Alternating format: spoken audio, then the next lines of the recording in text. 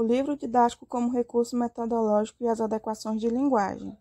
Esse é o tema do trabalho que foi elaborado pelas autoras Raiane Santos de Menezes, Diane Rocha Menezes, Laís Caroline de Oliveira Santos e Elissandra Moreira de Lira. Os tópicos que serão abordados nessa apresentação: o que são recursos didáticos, a utilização do livro didático nas escolas, tipos de linguagem, o que são TICs e qual sua relevância no ensino, e a importância de associar o livro didático a outros recursos no processo de ensino-aprendizagem. O que são recursos didáticos? Os recursos didáticos são todas as ferramentas que auxiliam no processo de ensino-aprendizagem, tendo como principal função a de facilitar a compreensão acerca do assunto abordado pelo professor.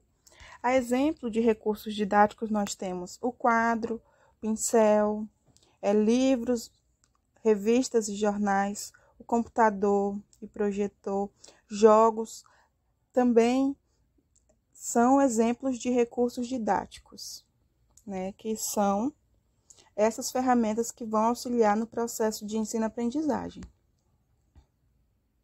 A utilização do livro didático nas escolas.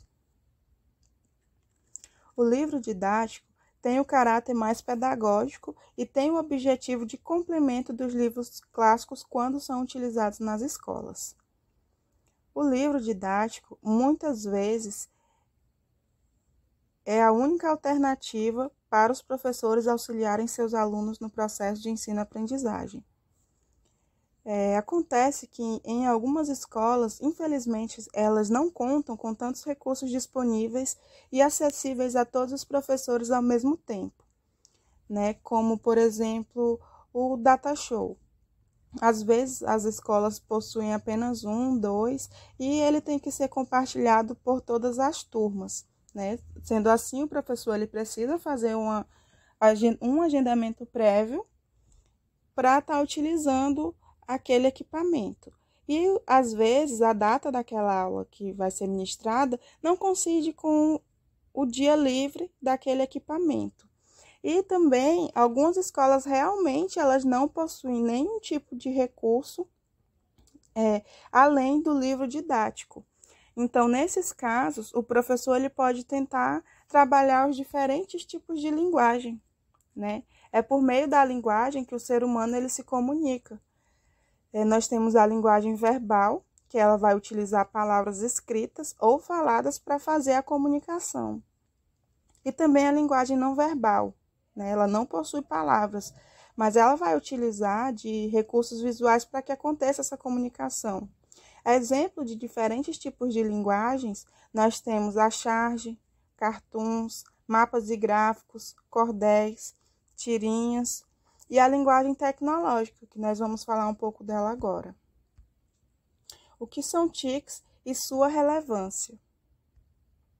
TICs é a sigla para Tecnologias da Informação e da Comunicação e diz respeito às máquinas e programas que geram o acesso ao conhecimento.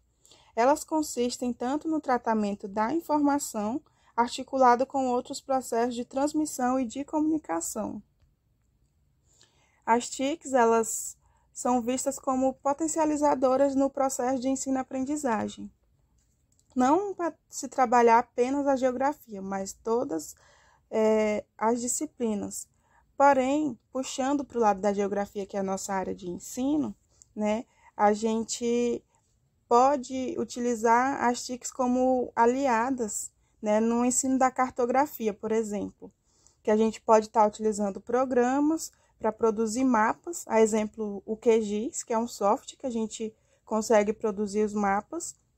Também podemos fazer a observação e também fazer comparações da mudança de áreas específicas ao longo de diferentes anos, como, por exemplo, a gente consegue observar, comparar e analisar o crescimento da área urbana em uma determinada região e também a diminuição da vegetação daquela localidade. Então, as TICs, elas vêm auxiliando, né, nós professores nessas tarefas.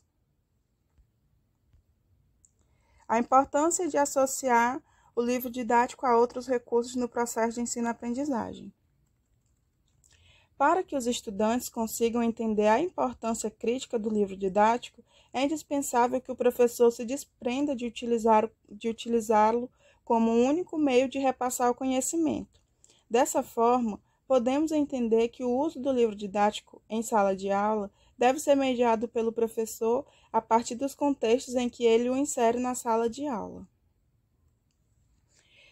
Então, essas são algumas ideias, né, onde nós podemos associar o livro didático a outros recursos, né, tornando esse processo de aprendizado mais prazeroso para os alunos, e fazendo com que eles possam se interessar mais pelos conteúdos que vão ser ministrados, né.